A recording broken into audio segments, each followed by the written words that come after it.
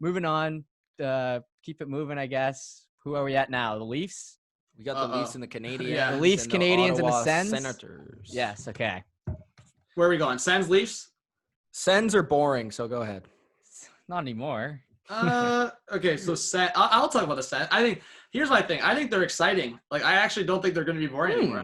I think, like, when you're bringing in a bunch of prospects, like, I think it's just intrigue for, like, Sens fans now at this point. Like, yeah, I guess. Really, like, you don't have any more room for disappointment. Like, you've had all that disappointment, all that like, all that kind of garbage, trash, like, fire, all those words that have been used, dumpster fire. The first round pick being traded is gone. That's in the past now. Yeah. But, like, here's the big thing is, like, you like the first like round pick, the 4th overall, like I think that's going to be costly, but if anything, like you gained so much more on that trade. Like Dorian made up for it, and Stützle I think is going to be a stud. I think Stützle is going to be an absolute stud. So in terms of defense, they have so many guys coming into the picture now. Sanderson drafted, and Shabbat's obviously their guy. You have Brandstrom, so like you have guys coming up, and I think for Matt Murray, like he has nowhere to go. Yeah, that's the thing I want to talk about. Yeah, he has nowhere to go. Even though I didn't like the contract, he has nowhere to go but up at this point. Like he literally had such a bad year. He had such a bad year. Like compared to like any other like. And they gave him every chance to, like, even in the playoff. Like I don't know. Reason the Penguins lost. Yeah, but the Penguins just played big reason was who was playing in net. Nah, I don't even blame Murray. Like the Penguins just played like trash against the Habs. They did play like trash. I'm not excusing them, but they played their second best goalie the whole series. And Malkin was going for Sunday skates. But yeah, I mean, the thing with the Sens is they had money to spend. They added a couple of like interesting players. They've got the exciting draft picks coming up. They got a new goalie in net. And yeah, so it'll be fun. It'll be like I'm going to watch Sens games this year. They'll be fun to watch, but I don't know how great they'll be. Yeah, like, I mean, if we're going to rank them, like, at the end here, like... I think they're last, right? I don't think you can, like... I don't think you can reason now with, like, anyone and be like, okay, they're ahead of, like, any of the other teams. Because, like, even the Canadiens, which we can jump into right now, is, like, they made some moves, man. Like, I can't see the Canadiens, like, actually going down from where they were at. They signed Foley, didn't they? Yeah, they brought in Foley. Yeah. They brought in Josh Anderson. And I mean, they re-signed Petrie and they brought in Jake Allen. Like those are all moves that they needed. Like if they were going to lose Petrie, they needed a guy to step into that place. Now they don't need to. Maybe their left side is still weaker, but they brought in Edmondson. And I mean, you look at other like situation now. Like yeah, maybe their center spot is like who's going to be their number one guy, but you have the depth. You have Deneau, Suzuki, and Kotkaniemi, and you can kind of work around that. Yeah. And now, bro, you literally have on your right side, like if Toffoli is your third guy on your depth chart, like if Toffoli is considered a third line right wing for the Canadiens to start the year, like you did something right. Yeah. I just want to say real quick though, I have faith in my boy Drouin. He played for the Moosehead, so I always have that little soft spot for him. But he was actually playing good last year before he got injured. He ran into injury problems, but I had him in fantasy, and he was actually putting up points for them. So he could pick that up. That might be decent for them. I mean, they did. He showed flashes of it again in the playoffs. He always shows flashes. He has lots of skill, but yeah. But he had like sustained skill for like 30 plus games at the start of the year, and then he like got weird injuries, or weird injury problems. Mm-hmm. But I don't know, maybe he'll be good. They did lose Domi though. That was the only like. I do think that's a loss. You know what's kind of funny, and like obviously this is a different topic, but Vegas is like kicking themselves right now because like that trade, like while you got Pacioretty, he's been great for them. Like you just traded Stastny because you needed cap space. You could have had Suzuki and Tatar right now.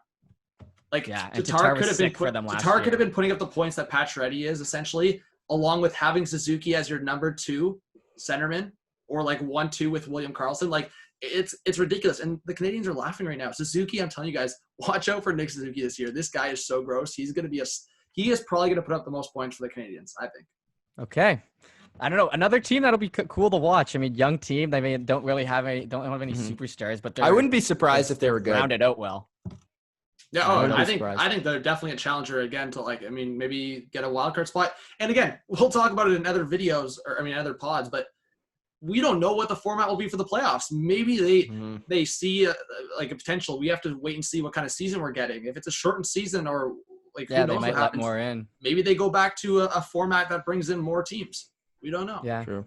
All right. So final team before we move on. Your least, John. Ooh. This gross You can team. lead us off. Lead us Okay. off.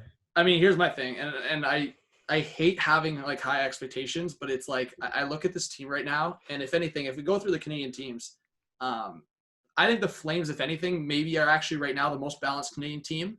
But when I look at the Leafs and Flames offensively, like which team's more sexy? Like the Leafs. The Leafs have so many more options offensively in terms of star power. So it literally comes down to like if Frederik Andersen can be consistent and step up in the playoffs, and if the maturity and the physicality of the whole group can like come together. So your additions. You've been waiting for that for 3 years.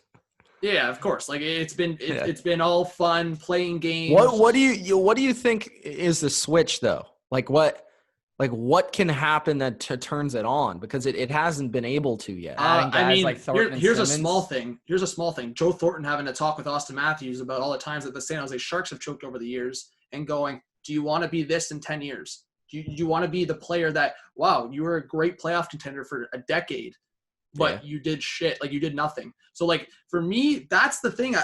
That's the thing I want to see. I want to see Thornton and Nick Robertson or Thornton and Matthews going for like late skates after. Like I want to see Wayne Simmons dropping the gloves if someone gets a hit on Nylander just unexpectedly. Like I want to see Muzzin and Brody like shutting down the top lines. Like these are the steps that need to be like all of these have been missing pieces, and the only reason the Leafs have kept up is because of their just pure skill. Like there's been no structure in so many areas that what you've seen from like the St. Louis Blues, the Boston Bruins, like all these top teams for years. Yep. The Leafs just haven't had that. They've been, I mean, to say it bluntly, they've just been playing games because they have so much skill. They've been able to make up for it, and that's why you see them winning these crazy like games, like 7-6, 6-5, 5-4, or coming back from down 3-0, or in like 4 minutes, or blowing a 3-0 lead. Like that's just the Leafs. They're just you can't. Like I've always said to people, like don't go betting on the Leafs. Like it's the most unexpected thing. Like you don't know what's gonna happen with the Leafs. Like, dude, it's like the Falcons or the Chargers, man. No, the Exactly. Leafs remind me of the Cowboys, dude. Actually, the Cowboys are the most. Yeah, 100%. Cowboys offense? not necessarily this year, but so talented, but just reckless and like lacking any sort of coaching or management at all. But Jeff, in terms of the choking, yes, the Falcons. Yeah. But I mean, here's my thing. Like everything, if you look at the Leafs, whether you're a fan of the Leafs or not, like, and that's what I'm saying. Like I'm gonna have my expectations like lower at a mediocre level, but you look at this team, like they basically have it all at this point. You could maybe argue they could add another right shot defenseman to that top four. And then like, if you did that, then you're talking about a top 10, top four, just in terms of like potential and skill. Like Brody adds a lot in terms of like matchup game. Like you can partner up Brody with Riley and have a legit elite top pair, or you can partner with Brody with Muzzin and match up against the top lines every night. They have options now, and if Andersen can step up, I don't think you have question marks with the offense, and now you actually have some structure. So, I mean, I'm the Leafs fan. I would love to hear some outside perspective just to close out with you. Oh, I mean, you make sense. Their goaltending's good, so you don't need to worry about that. The only thing I'd say is like, I don't know. Too much reliance on. I don't know if I have enough faith in Brody, as much faith in Brody as you do. But I'd say what they needed to do on offense was add tough depth players, and that's what they did. And they still got a lot of their like good finesse guys up top. So they are like probably one of the more complete teams out of all the Canadian ones for sure. For me, we know they're going to make the playoffs. It's a matter of time. That I know that we're talking about the little things, and those things add up. But at a certain point, like your guys that you think are the guys gotta just clutch up. They just gotta be the guys in the crunch time. And so far for the Leafs, when they've gotten there, they haven't necessarily been that yet.